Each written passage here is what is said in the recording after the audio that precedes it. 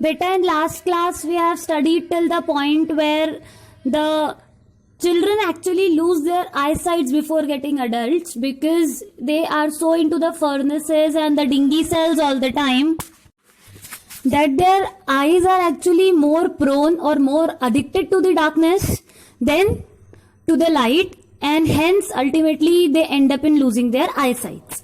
Now let's move on further. Savita, a young girl in a drab pink dress, sits alongside an elderly woman soldering pieces of glasses as her hands move mechanically like the tongs of a machine.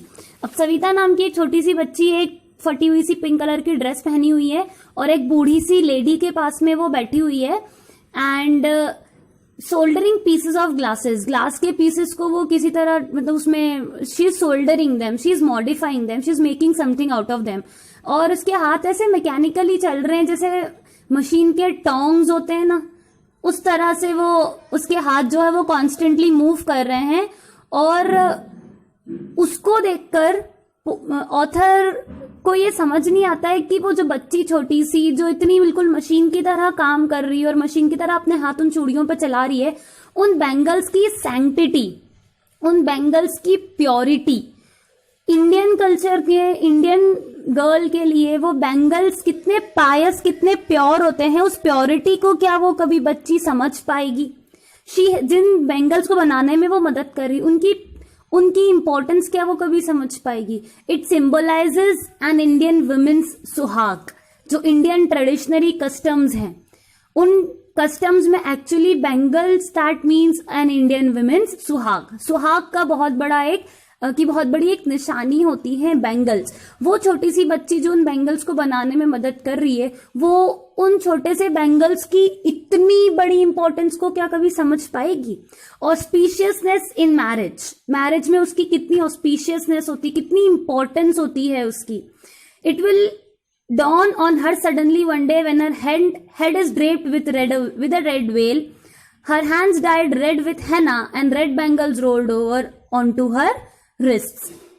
फिर poet कितना deep thinking देती, मतलब हमारे Indian culture को कितना deeply वो visualise करती है इस पॉइंट के थ्रू कि वो बच्ची जो उन चूड़ियों को बनाने में मदद कर रही है उसे उनकी अभी ऑस्पिशियसनेस पता नहीं है, वो उसे उस दिन पता चलेगी. It will dawn on her suddenly one day, एक दिन सडनली उसके ऊपर भी जब वो सारी रिस्पॉन्सिबिलिटीज आ जाएंगी. When one day her head will be draped with a red well, जब एक लाल दुपट्टे से, लाल चुनरी से उसके हेड को कवर अप या उसके हेड को ड्रेप कर दिया जाएगा, उसको सिर को ढक दिया जाएगा.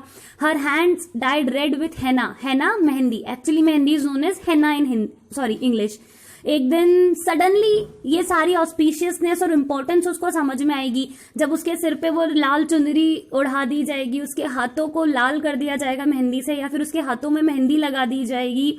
Her hands dyed and red bangles rolled on to her wrists. और वही छोटी छोटी चूड़ियां जो वो बना रही है खेल खेल में, वही लाल चूड़ियां उसके हाथों में पहनाकर उसे एक बहुत ही बड़ा रिस्पॉन्सिबल पर्सन बना दिया जाएगा. तब जाके उस बच्ची को समझ में आएगा कि वो खेल खेल में जो चूड़ियां बना दिया करती थी उसकी कितनी बड़ी इंपॉर्टेंस है.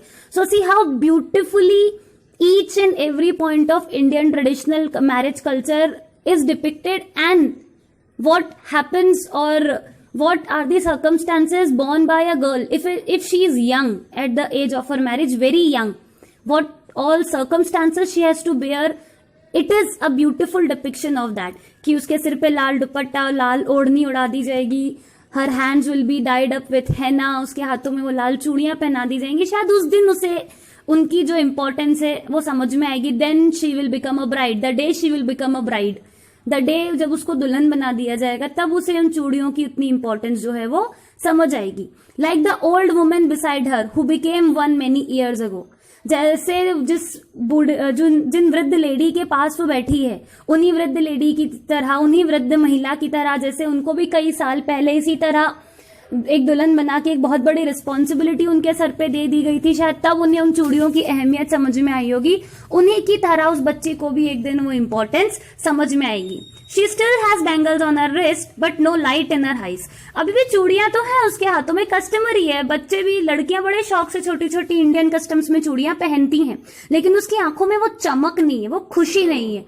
एक वक्त शेर भर खाना भी नहीं खाया, शी सेज.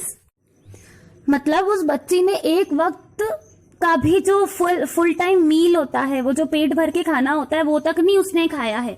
मतलब उन लोगों को खाने को भी ठीक से नहीं मिलता है। She says in a voice drained of Joy, drained completely incomplete of Joy, मतलब पूरी तरह से जैसे खुशी निचोड़ के किसी ने निकाल लिए, नाली में बहा दिए, इस आवाज में।